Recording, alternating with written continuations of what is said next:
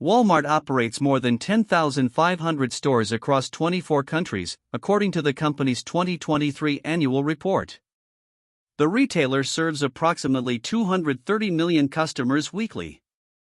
In fiscal year 2023, Walmart reported total revenue of $611 billion, making it the world's largest company by revenue according to Fortune's Global 500 list. This scale represents not just commercial success, but fundamental control over how Americans shop. The question is, how did a single discount retailer achieve this level of market dominance? Sam Walton opened the first Walmart store in Rogers, Arkansas, in 1962, according to company archives. His founding principle was deceptively simple: sell products at the lowest possible prices by cutting costs everywhere else. Walton tested this theory in small rural towns, locations competitors deemed unprofitable. By 1970, the company operated 38 stores with sales of $44 million, according to Walmart's historical records. The strategy proved that high volume could compensate for thin margins. Walton's insight was that everyday low prices could become a sustainable competitive advantage, not just a promotional tactic. Academic research published in the Journal of Marketing Research found that Walmart's prices averaged 14% lower than traditional supermarkets in comparable markets. A 2019 analysis by the consulting firm Retail Metrics documented that Walmart undercut Target's prices by approximately 12% on identical grocery items. The price gap versus specialty retailers was even wider. These margins weren't accidental. Walmart's stated corporate strategy, documented in SEC filings, explicitly prioritizes price leadership over profit margin maximization. The company accepts lower per-unit profits in exchange for higher transaction volume. Walmart pioneered cross-docking distribution in the 1980s, a system Harvard Business Review described as revolutionary for retail logistics. Products arriving at Walmart's distribution centers are immediately sorted and reloaded onto outbound trucks, never entering warehouse storage. The company operates 158 distribution centers in the United States alone, according to 2023 data. This network ensures that 90% of merchandise travels less than 130 miles from distribution center to store. By eliminating storage time and handling steps, Walmart reduced inventory carrying costs that competitors still bear. The efficiency translates directly into lower shelf prices. Walmart implemented barcode scanning and computerized inventory tracking before most competitors, according to retail industry historians. By 1990, the company had built a private satellite communication network costing $24 million, enabling real-time data sharing between stores and headquarters. Walmart's Retail Link system, introduced in the mid-1990s, gave suppliers direct access to point-of-sale data for their products. A 2003 CIO magazine analysis called it the largest civilian database in the world. This data infrastructure allowed unprecedented inventory optimization. Walmart could track every product's sales velocity and adjust orders automatically. Suppliers could respond to demand changes within hours rather than weeks. In 2023, Walmart purchased approximately $400 billion in merchandise from suppliers, according to analyst estimates. This purchasing volume gives the retailer extraordinary negotiating leverage. A case study by the University of Pennsylvania's Wharton School documented that suppliers typically offer Walmart prices 5 to 15% below what they charge smaller retailers for identical products. The volume discounts compound, lower input costs enable lower retail prices, driving higher sales volume, which generates even more purchasing leverage. Competitors cannot match Walmart's prices because they cannot match its order quantities. The scale advantage becomes self-reinforcing. Walmart's geographic expansion followed a deliberate hub-and-spoke pattern, according to business strategy research from MIT. The company entered rural markets ignored by competitors, building stores within a day's drive of distribution centers. By 2023, 90% of Americans lived within 10 miles of a Walmart store, according to company data. This density created multiple competitive barriers. It made new distribution centers economically viable. It prevented competitors from entering markets already served. And it established Walmart as the default shopping destination before alternatives could establish themselves. The network effect became nearly impossible for competitors to replicate. Charles Fishman's 2006 book The Walmart Effect documented how the retailer's demands reshape entire industries. Suppliers report that Walmart typically demands annual price reductions of 5%, regardless of input costs. Rubbermaid, once a dominant housewares brand, lost shelf space in the 1990s when it attempted to raise prices after resin costs increased. Levi Strauss stopped selling its main jean line to Walmart in the 2000s rather than meet the retailer's price demands. A 2005 study by Emek Busker found that Walmart's entry into a market correlated with supplier plant closures and manufacturing relocations to lower-cost countries. The pressure for efficiency extends throughout the supply chain. Multiple academic studies have quantified Walmart's effect on local businesses. Research by economists Newmark, Zhang, and Ciccarella found that Walmart store openings reduced county-level retail employment by approximately 150 jobs on average within 5 years. A separate study in the Review of Economics and Statistics documented that small retailers within 5 miles of a new Walmart experienced sales declines averaging 40% within 2 years. However, the same research found total consumer spending increased due to lower prices.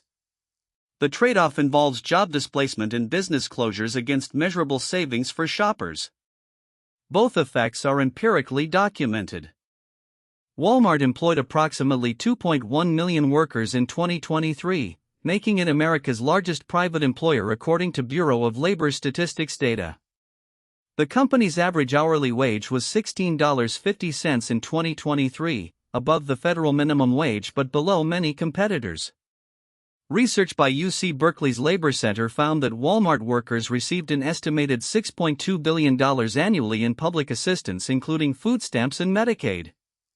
Critics argue the company externalizes labor costs onto taxpayers. Walmart counters that it has raised starting wages 45% since 2015 and offers advancement opportunities. The debate centers on whether market-rate wages constitute fair compensation. Amazon's rise forced Walmart to transform its digital strategy. The company acquired Jet.com for $3.3 billion in 2016, gaining e-commerce expertise. Walmart's U.S. e-commerce sales grew 79% in 2020 as the pandemic accelerated online adoption, according to company earnings reports. By 2023, the company offered pickup and delivery from approximately 4,600 stores. Walmart Plus membership, launched in 2020 at $98 annually, directly competed with Amazon Prime. Despite this investment, Amazon still controlled 38% of U.S. e-commerce versus Walmart's 6% in 2023, according to eMarketer estimates. The digital gap remains substantial. Walmart announced sustainability goals in 2005, pledging to use 100% renewable energy and produce zero waste. By 2023, the company reported that 35% of its electricity came from renewable sources, according to its environmental, social, and governance report. Walmart committed to eliminate 1 billion metric tons of greenhouse gases from its supply chain by 2030. However, environmental groups note the company's total carbon footprint increased as store count grew. A 2022 analysis by the Natural Resources Defense Council gave Walmart a B grade for sustainability efforts, recognizing progress but noting the scale of remaining challenges. The sheer size of operations makes incremental improvements significant in absolute terms. Walmart operates in 24 countries, but international success has been inconsistent.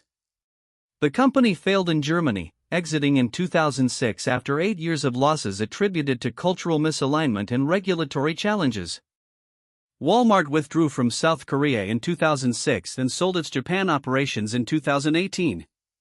However, Walmart International generated $106 billion in revenue in fiscal 2023, representing approximately 17% of total sales. The company's most successful international ventures include Mexico, where Walmart de Mexico operates 2,700 stores, and Canada with 400 locations. The mixed record suggests Walmart's model doesn't universally translate across regulatory environments and consumer preferences. Walmart controls approximately 19% of the U.S. grocery market as of 2023, according to Numerator market research data. This makes it the nation's largest grocer by a substantial margin. In general merchandise, Walmart commands approximately 10% market share. The company processes more than 200 million customer transactions weekly globally. For comparison, Target operates fewer than 2,000 stores with annual revenue of approximately $109 billion, roughly one-fifth of Walmart's total. No competitor approaches Walmart's combined scale of physical presence, purchasing volume, and customer traffic. The dominance is structural, not cyclical. Economic analysis reveals measurable benefits and costs. A 2005 study by Jerry Hausman and Ephraim Leibtag estimated Walmart's low prices saved American consumers approximately $200 billion annually on food purchases. Research by economist Thomas Holmes found that Walmart's presence increased overall productivity in the retail sector. However, studies also document wage suppression effects, reduced local business diversity, and public assistance dependency among workers. The Institute for Local Self-Reliance calculates that for every Walmart job created, approximately 1.4 retail jobs disappear elsewhere. Walmart represents a case study in how efficiency gains and social costs can coexist within the same business model. Walmart's control over American shopping operates through interconnected systems rather than single factors. The supply chain efficiency enables low prices. Low prices drive customer traffic. High traffic volumes justify store density. Store density provides purchasing leverage over suppliers. Supplier leverage further reduces costs. Each element reinforces others, creating barriers competitors cannot overcome through isolated improvements. The company's $611 billion in annual revenue represents not just market share, but architectural control over retail infrastructure. Understanding Walmart requires recognizing that its dominance stems from systemic integration. The question facing American commerce is whether this concentration serves the broader public interest, or whether efficiency at this scale creates dependencies that warrant policy attention. The data supports both interpretations.